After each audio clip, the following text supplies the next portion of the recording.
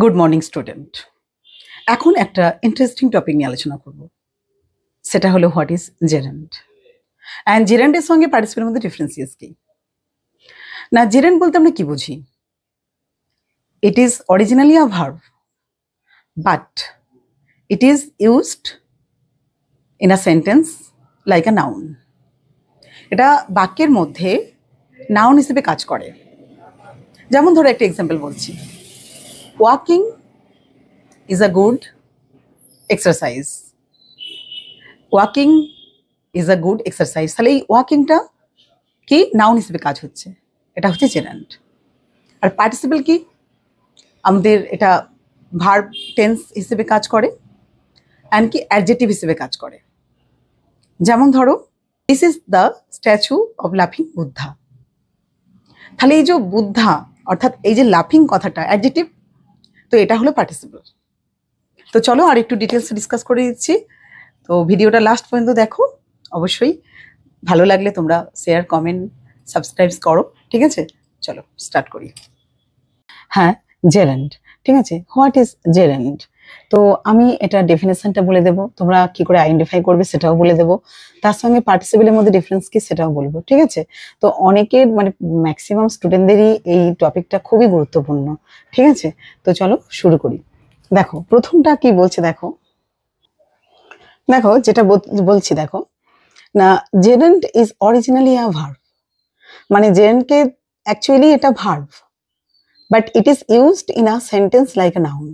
কিন্তু এটা মানে বাক্যের মধ্যে নাউন হিসেবে ব্যবহার করা হয়, বুঝতে পেরেছো? তা জেরেন্ড হচ্ছে অ্যাকচুয়ালি ভার্ব, কিন্তু এটা কিসের মতন ব্যবহার করা হয়? নাউনের মতন। যেমন ধরো এখানে একটা এক্সাম্পল দেখো না, swimming is a good exercise. কি বললাম? Swimming is a good exercise. তো এই যে এক্সাম্পলটা এখানে দেখছো, সুইমিং, কিন্তু সুইম ইজ আ ভার্ব, তার সঙ্গে ধরো আইএনজি ফর্ম যুক্ত হয়ে এটা কি হয়েছে?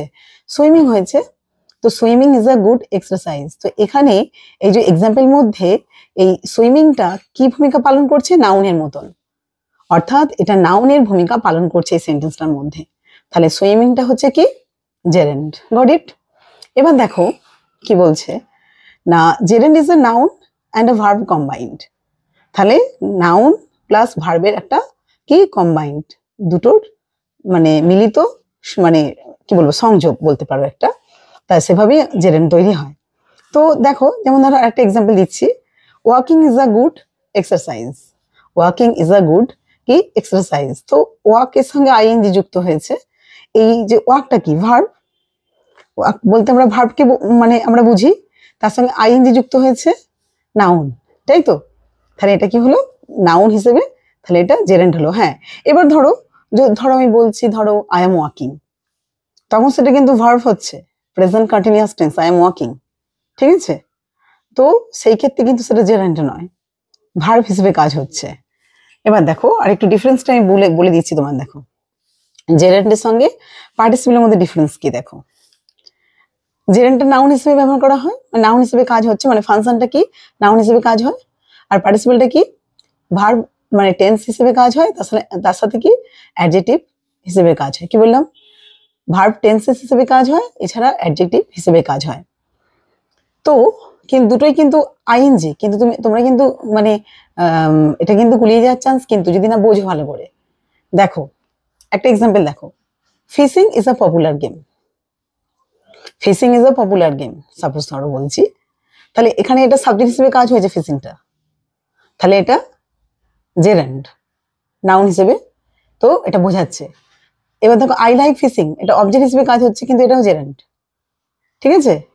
এবার দেখো the boy is fond of কি রিডিং, এটা অবজেক্ট অফ প্রিপোজিশন হিসেবে কাজ হয়েছে। তাহলে দেখো fishing is a popular game, gerund. I like fishing object হিসেবে কাজ হয়েছে, দেখো এটা কি না তোমার জেরেন্ড। The boy is fond of কি রিডিং, অবজেক্ট অফ প্রিপারেশন, এটাও তোমার কি না কি হিসেবে কাজ হয়েছে? জেরেন্ড হিসেবে কাজ হয়েছে। বাট কিন্তু দেখো এখানে আই এম ফিশিং নাও, এটা verb, present continuous tense. My brother watched an interesting movie, দেখো মুভিটা এখানে দেখো আকর্ষণীয় যে মুভি, তাহলে এখানে অ্যাডজেক্টিভ হচ্ছে কোনটা? ইন্টারেস্টিংটা। তাহলে এটা কি বলতো, এটা পার্টিসিপল। আই এম ফিশিং নাও, এটাও পার্টিসিপল। দেখো, অ্যান্ড কি ইন্টারেস্টিং মুভি, এটাও অ্যাডজেক্টিভ হিসেবে কাজ হয়েছে, এটাও কি পার্টিসিপল। তাহলে বুঝতে পেরেছো যে জেরান্ড বলতে আমরা কি বুঝি না? জেরান্ড হচ্ছে অ্যাকচুয়ালি মানে originally is a verb, but কিন্তু it is a used in a sentence like a noun. And so noun and ভার্বের কি কম্বাইন্ড, কোনটা? জেরান্ডটা। অ্যান্ড এক্সাম্পল, মানে ম্যাক্সিমাম যে তুমি এখানে জেরান্ডটা কখনো সাবজেক্ট হিসেবে কাজ হয়েছে, কখনো অবজেক্ট হিসেবে কাজ হচ্ছে, কখনো ধরো তোমার অবজেক্ট অফ প্রিপোজিশন হিসেবে কাজ হচ্ছে, কিন্তু এগুলো সবই নাউনকে বোঝাচ্ছে। ঠিক আছে, তো এগুলো কি হলো না? জেরান্ড। ঠিক আছে, বুঝতে পেরেছো? যে এবার পার্টিসিপেলটা কোনগুলো সেটাও তোমাদেরকে আমি বলে দিলাম। দেখো, ভার্ব টেন্স এবং অ্যাডজেক্টিভ হিসেবে কাজ করে, তখন আমরা তাকে কি বলবো? পার্টিসিপেল বলবো, তাই তো? তাহলে দেখো আমরা কিছু এক্সাম্পল করবো। দেখো এখানে কি আছে, watching TV for a long is bad for eyes. তাহলে এটা কি হবে বলো? সহজেই ধরতে পারবে, এটা পার্টিসিপল হবে না জেরান্ড হবে? কি হবে এটা? জেরান্ড। ঠিক আছে, gerund. She is weak in কি? দেখো রাইটিং স্টোরি, তাহলে এটা কি বসবে? এটাও হচ্ছে জেরান্ড। ঠিক আছে, এটাও জেরান্ড।